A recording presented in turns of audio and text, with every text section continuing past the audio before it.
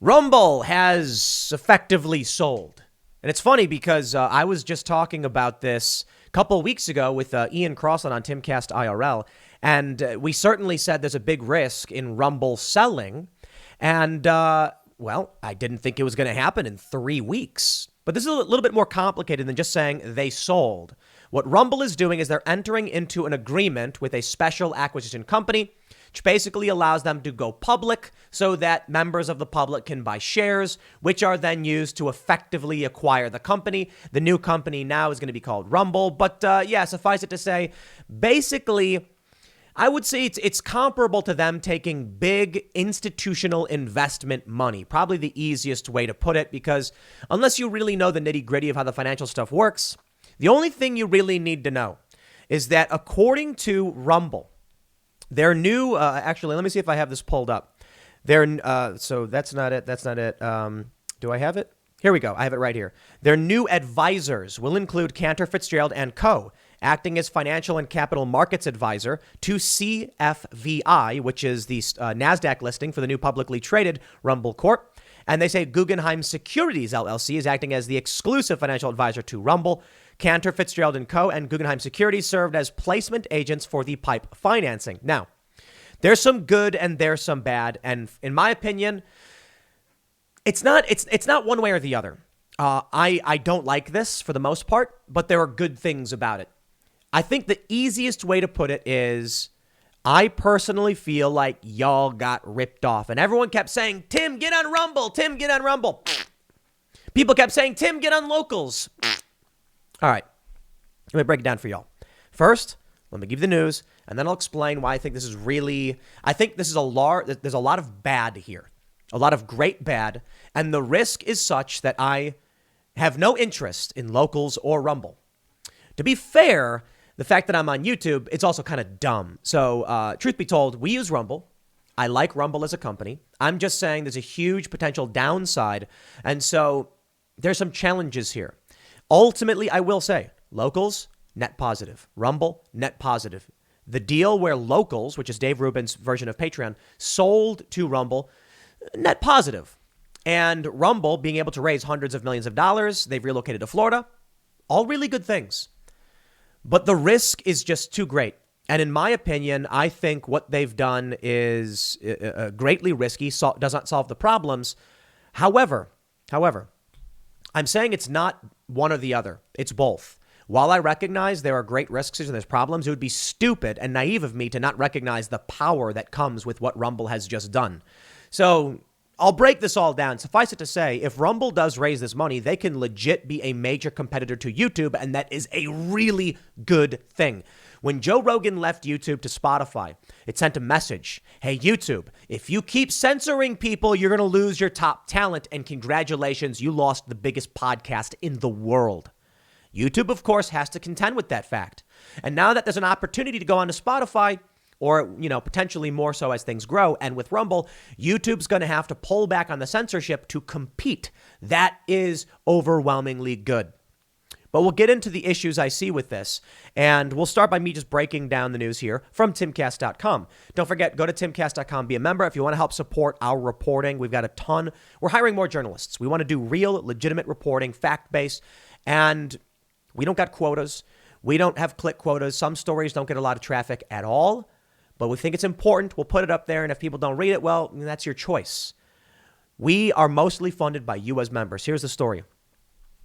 CF Acquisition Corp, VI, is a global financial services firm led by Cantor Financial Chairman and Chief Executive Officer Howard W. Lutnick. CFVI is a special purpose acquisition company, meaning it has no commercial operations and exists only to raise money through an initial public offering. It exists with the intention of merging with another company, in this case, Rumble. Typically, SPACs have 2 years to complete an acquisition, or they are obligated to return their funds to investors. Lutnick called Rumble the most exciting social media and video distribution platform in the market today. It is clear Rumble is the new market for innovators, creators, and consumers. I'm excited to support Rumble and its ability to operate the neutral video platform. The increasing popularity of the video platform is clear from its Q3 performance. In August 2021, the platform had 44 million monthly active users. It closed quarter three with 36 million average monthly active users, a serious surge from last year's 1.6 million. Now, it's important to point out, I believe I have it here from October 26, Rumble acquires Locals to help build a bigger creator economy. I don't know if they're including Locals' numbers in with their new growth numbers. It is typical of most companies. To put it bluntly, if my YouTube channel gets 1 million views per day, and then I hire someone and buy the rights to their work, and they also get 1 million per day, I wouldn't just say Tim Pool gets 1 million. I'd say Tim Pool gets 2 million, because we now own the umbrella company with everything beneath it. So I think it's entirely possible. They say Rumble acquired Locals, a subscription service, in late October. The move was part of its effort to expand the creator economy and creators maintain unprecedented autonomy over their work. Launched in 2013, the video distribution platform runs its own infrastructure that the company says are immune to cancel culture. Rumble's goal is to increase freedom of expression and creativity online. We are a movement that does not stifle, censor, or punish creativity and believe everyone benefits from access to a neutral network with diverse ideas and opinions, said Chris Pavlovski, the founder and chief executive officer of Rumble, in a statement. Full disclosure, I know Chris, just communicated over email and on the phone. We use Rumble as our hosting provider, meaning we do put all our videos. This video will be on Rumble. Obviously, maybe you're watching it on Rumble. We're also on a bunch of other platforms because I basically back up all these videos as far and wide as I can. And Timcast IRL podcasts use Rumble, and absolutely, whenever we have a threat of censorship, we specifically upload to Rumble. Why? Because we trust the video will be safe there. Truth be told, there are other platforms, Odyssey, BitChute, where we also believe they're safe, but Rumble seems to have a good leg up in growing. There are risks here, and there are things I am not happy with in all of this, and I'll explain. Let me read a little bit more so you get the full context. Quote, "We are a movement that does not stifle, censor, or punish creativity. We are on a mission to restore the internet to its roots by making it free and open once again. The transaction we announced today will provide Rumble with the additional capital necessary to continue to scale our business and carry out our mission. As a condition of the deal, Pavlovski will retain voting control to facilitate the execution of the company's mission at the close of the deal. The transaction was unanimously approved by the board of directors of both Rumble and CFVI. The combined company will retain the name Rumble. Rumble shareholders may be able to earn additional shares of the combined company should its stock reach a price of $15 and $17.50 per share, which is really great news because it almost actually hit that. So when it launched today at 10 a.m., it immediately spiked to $13.99, or it appears they started it there. It's dropped off since then, just fairly normal. It's floating around $11 or so. Typically, SPACs start around $10, so seems to be, all in all, some pretty good news. But I'm going to tell you my problem with it. You may have seen my segment with Ian.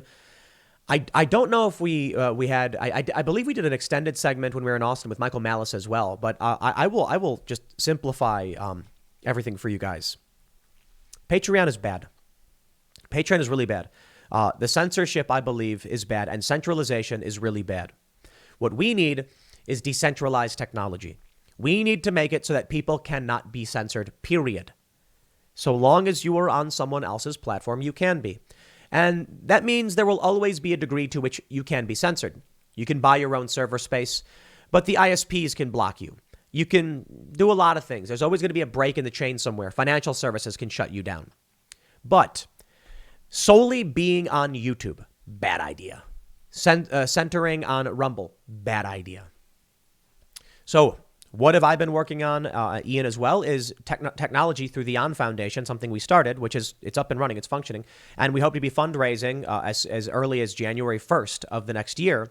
And that's mainly due to tax reasons. A new nonprofit, it's a 501c3. And the goal is to develop technology so that individuals can create their own social space that networks with the greater space.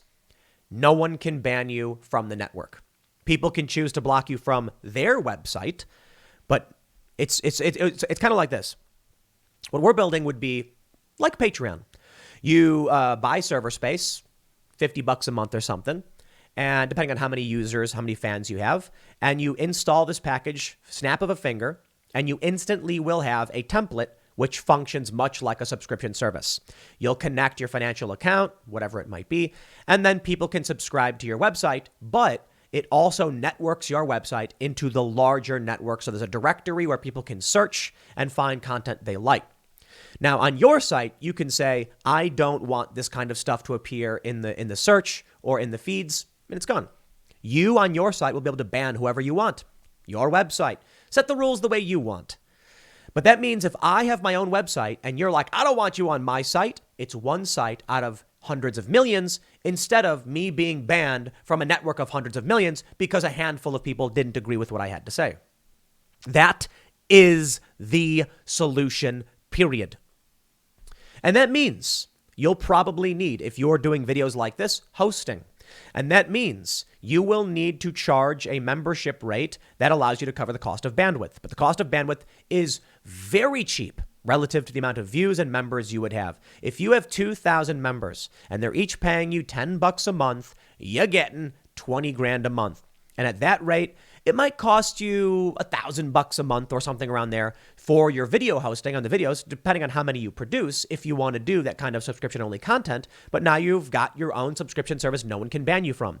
Basically, that's what we set up with timcast.com. Now, the thing with timcast.com is that we use, WordPress, and we hire developers, and we've got code, and we've got a company that manages it and does all the server stuff for us. So we pay that. You as members help support all of that. The system works. I'm giving no percentage to anybody, and no one can ban me. Sure, one of our partner companies can say we don't want to work with you anymore, but it's no problem. I can go and hire somebody else. Sure, any one of these companies can cut us off, and we'll find a replacement. Interchangeable parts. Here's the problem I see with what's happening with Rumble, particularly with this acquisition. First, let's talk about locals. This I find particularly irksome. I like Dave Rubin. I know a lot of people are critical of him. I'm kind of like, whatever. Dave does his thing. He can do his thing. Some people like him. Some people don't. And Locals, I think, is a great service. When Patreon started banning people, they were liars.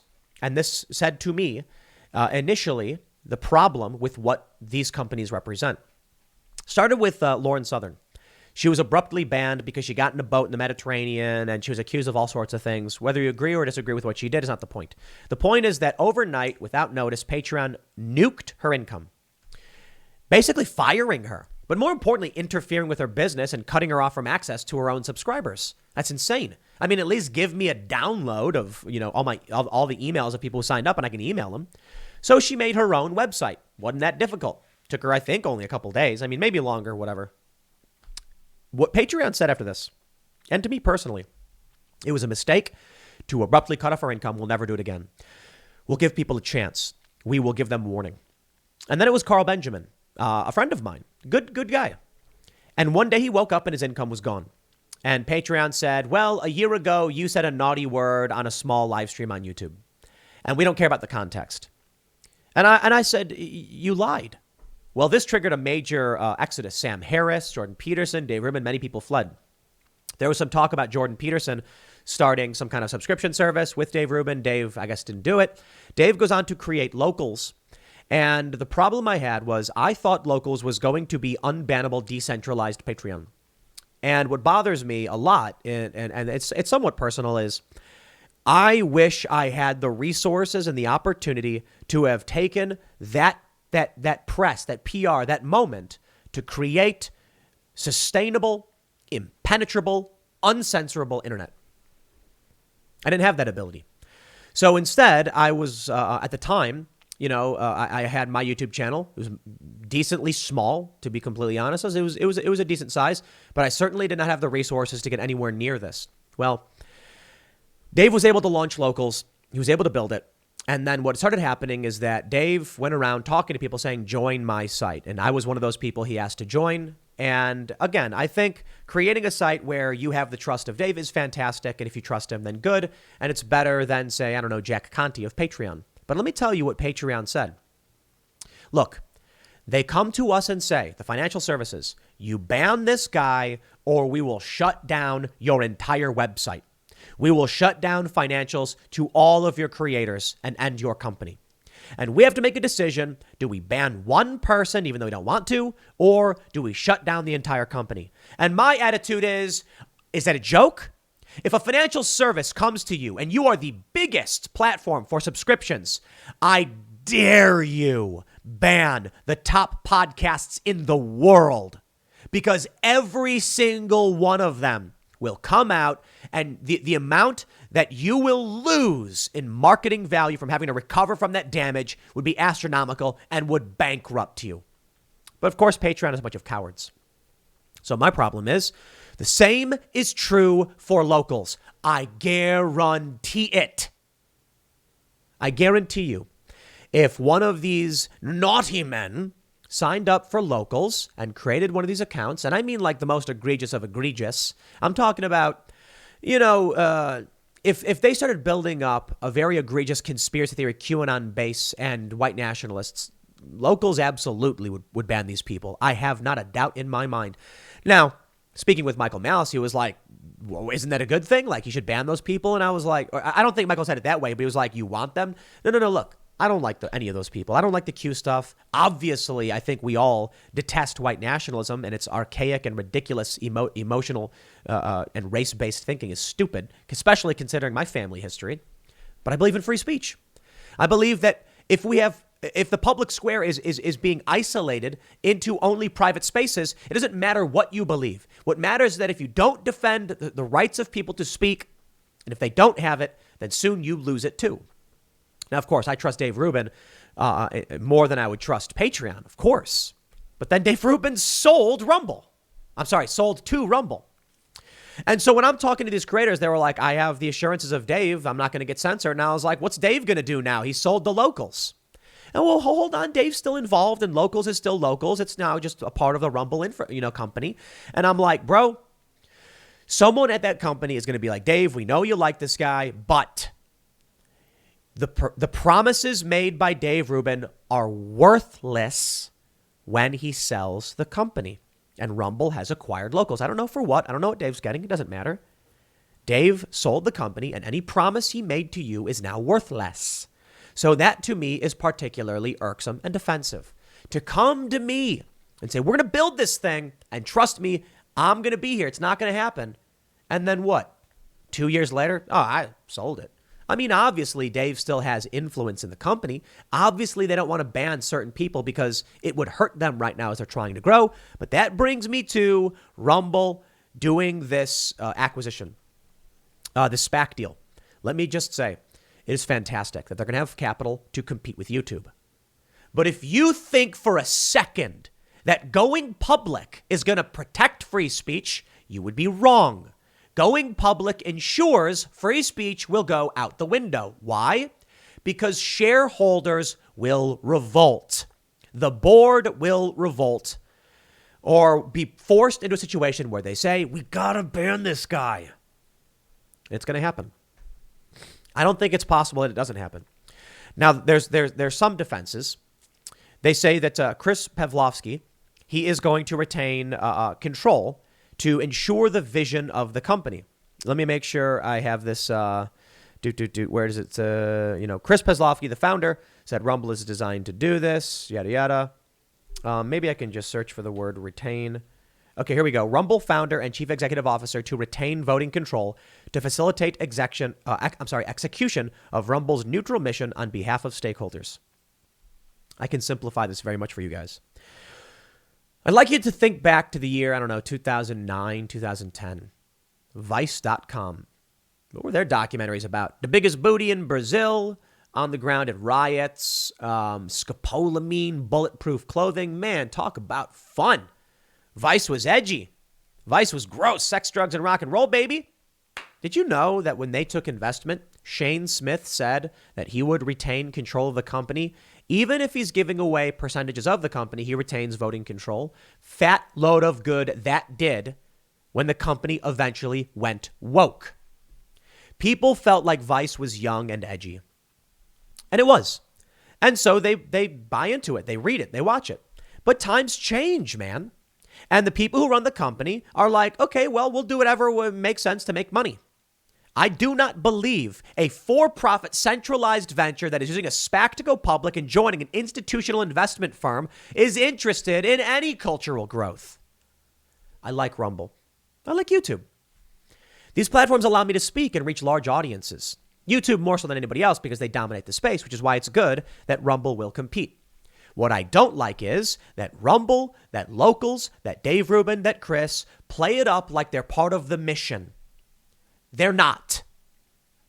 Now, perhaps you may say that right libertarian types have the right view of it, and perhaps. My view of this is entirely left libertarian. I am going to take funds that comes from members on timcast.com. I am going to allocate these funds towards giving away free technology. Why? I'll be honest with all of you. I believe in it. People should have the technology. They should have the power. I don't want the power. I don't want to own it over you. I don't want to sell it, and I never will, because it's a nonprofit, open source, free software. I also believe that is the best way for my business to succeed as well. If more people have a voice and there's more of an open space and censorship is forced back by giving the power, giving the fire from Mount Olympus to the people, then I am less in danger of getting my business shut down. But if these companies say, we're here to defend your free speech, come on over, baby, sign up for us. Oh, and by the way, we're now funded by institutional investors, or at least working alongside them. They're now our advisors, and we're going public. And members of the public don't care about your ideals. Members of the public who buy the stock are going to say, I don't understand why you don't just ban this guy. I bought the stock to make money. It's part of my portfolio. I understood that you had a tremendous user growth. Why did they have user growth? Because they're telling you they're part of a movement. That can only last so long. Going public means any one of these big companies, any one of these big firms can start buying up these shares and injecting their influence into Rumble. And it's only a matter of time before they start saying, well, we'll take down this one, we'll take down that one. Remember Twitter, the free speech wing of the free speech party? The solution is not, as Ian said, to create more big tech. The solution is to create decentralized, open source, free software code so that there can be a hub where you go, you instantly click a button, and it sets you up with your own unbannable website. No matter how stupid your ideas are, no matter how good your ideas are, you will have a space. Now, you need servers, you need hosting, and we use Rumble for our private hosting. You can break their rules. But because we own the site, we own all of the data, and everyone is there on our site, we can shift key parts, like interchangeable parts in a machine. I'll put it this way. Well, I will mention too, Dave says you own your data on Locals, but that was true of Patreon too. You can't leave someone else's website and take all of the users with you because many of them won't know. But if you have your own site and you're operating through moneyexchange.com to pay your membership fees, and then Money Exchange says we're banning you, all you got to do is using the plugin, swap to any other financial transaction service or even a local bank. All of a sudden, your users don't notice a difference.